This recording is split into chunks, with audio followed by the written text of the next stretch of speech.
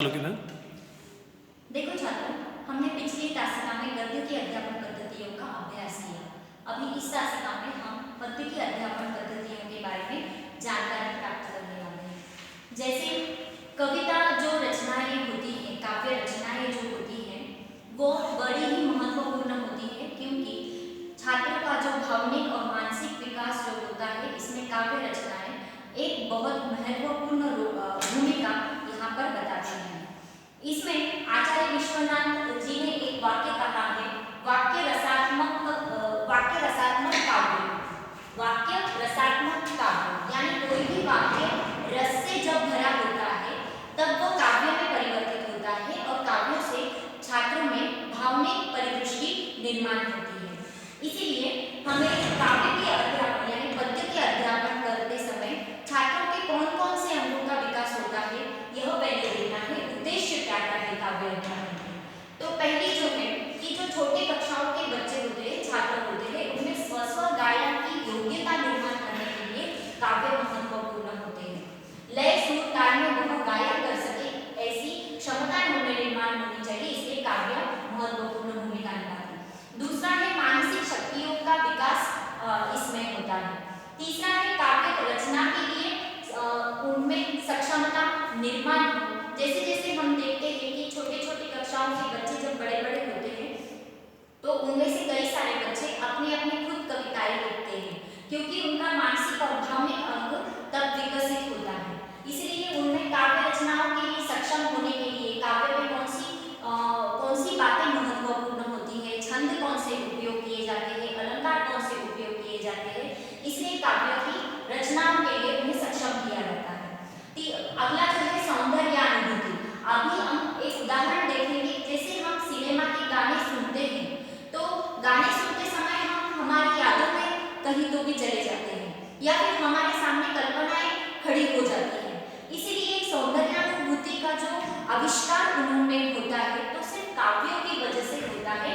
इसलिए सौंदर्यानुभूति को जागृत करने के लिए अध्यापकों ने काव्य पढ़ाना चाहिए।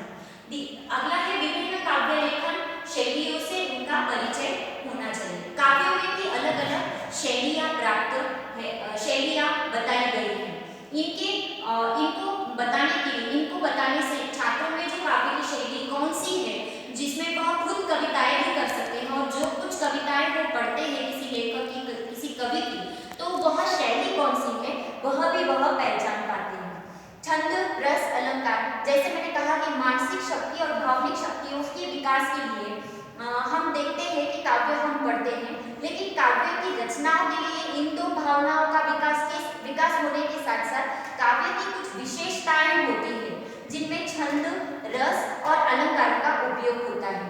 तो वह अलंकार और रस इनका समन्वय छात्र कैसे कर पाएगा, इसीलिए उनको छंद, रस और अलंकारों से परिचित करवाना होता है।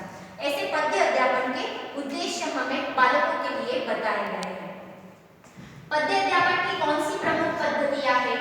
तो पहली अध्यापन पद्धति है गीत तथा अभिनय प्रणाली। यह निम्न कक्षाओं के बच्चों के लिए, छात्रों के लिए उपयुक्त ऐसी प्रणाली है, क्योंकि इसमें छात्र भाव के साथ, शब्दों के साथ वह सस्वर पठन करता है, सस्वर गायन करता है। जैसे देखो, हम बचपन में बाल गीत सुनते हैं, तो बाल गीत यह गीत तथा अभिनय प्रणाली का ही एक प्रकार पाया गया है, जिसमें सिर्फ भावाभिनय को ज्यादा से ज्यादा महत्व दिया जाता है। दूसरा है अर्थबोध तथा कथन प्रणाली। यह निम्न कक्षाओं के बच्चों के लिए भी उपयुक्त है और बड़ी कक्षाओं के लिए बच्चों के लिए भी, छात्रों के लिए भी उपयुक्त है।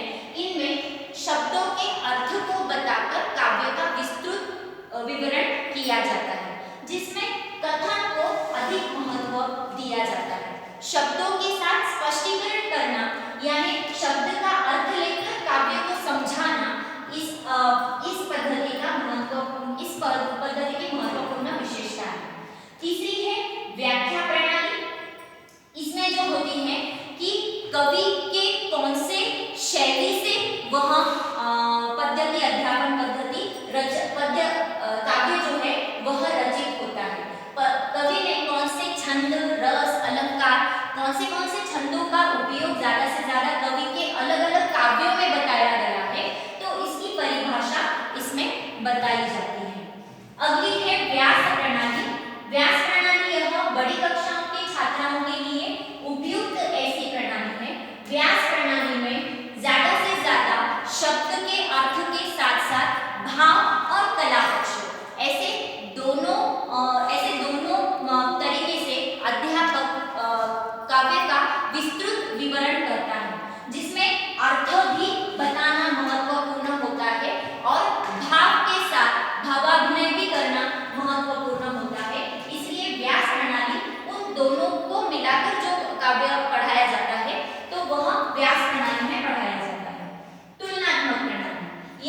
यह बड़ी कक्षाओं के बच्चों के लिए, छात्रों के लिए है, क्योंकि इसमें अगर एक किसी